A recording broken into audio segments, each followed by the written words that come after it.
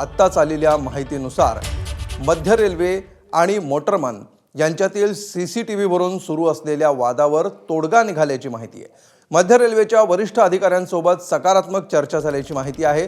बैठकीमध्ये मोटरमन्सच्या काही मागण्या मान्य झाल्याचीही सूत्रांची माहिती आहे। मध्य रेल्वेमधील रिक्त पदं लवकरात लवकर भरण्यात येणार असल्याचं देखील समजतंय।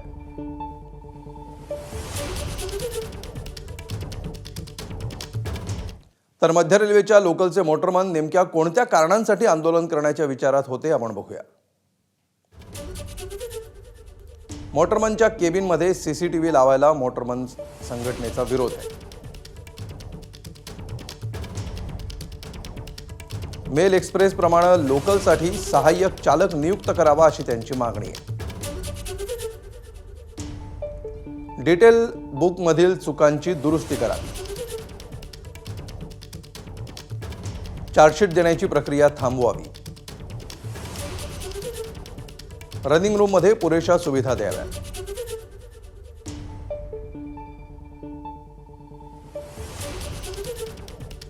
आणि याविषयी अधिक माहिती घेऊया। आमचे प्रतिनिधी अक्षय सध्या आपल्या सोबत आहेत।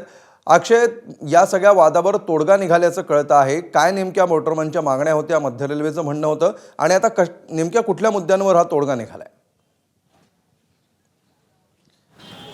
अमोल, सगळ्यात महत्त्वाची मागणी हीच होती की ADAS ही जी सिस्टीम आहे याचाच अर्थ जे प्रत्येक मोटरमनच्या केबिनमध्ये, लोकलच्या केबिनमध्ये जे कॅमेरे बसवलेले आहेत ही ॲडव्हान्स सिस्टीम आहे।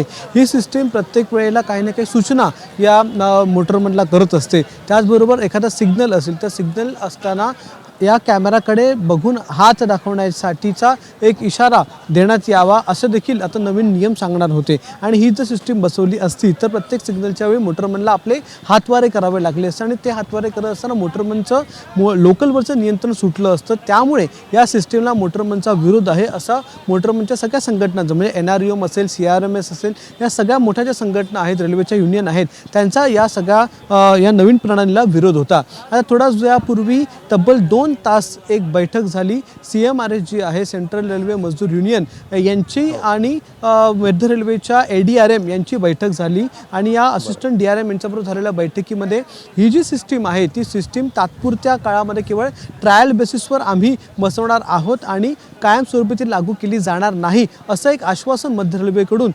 मोटरमन्सला मिळालेलं आहे। त्याचबरोबर जे अतिरिक्त हातवारे करावे लागत होते ते जर नाही केले तर त्याच्यावर जी कारवाई होणार होती ती कारवाई देखील होणार नाही आहे असं देखील मध्य रेल्वेच्या वरिष्ठ अधिकाऱ्यांनी आश्वासन दिलेलं आहे। त्यामुळे CMRS CRMS बरोबर जी बैठक होती त्या बैठकीमध्ये तर तोडगा निघालेला आहे। आता CRMS बरोबर ही दुसरी महत्त्वाची युनियन आहे NRUM, त्यांच्याबरोबरची बैठक ही सध्या सुरू आहे आणि त्या बैठकीमध्ये देखील या विषयावर एकमत होईल अशी शक्यता आहे। त्यामुळे या दोन्ही ज्या महत्त्वाच्या संघटना आहेत, रेल्वे कर्मचारी युनियन, त्या एकत्रितपणे एक जॉईंट डिक्लेरेशन काढणार आहेत आणि एकत्रितपणे निर्णय जाहीर करणार आहेत। आणि हा जो निर्णय आहे, जो आपल्याला सूत्रांनी माहिती दिलेली आहे, त्या सूत्रांच्या माहितीनुसार आता हा निर्णय नेमका काय होतो आणि अधिकृतरित्या याची कधी घोषणा होते याकडे लक्ष असेल। तूर्त धन्यवाद अक्षय या सविस्तर माहितीबद्दल।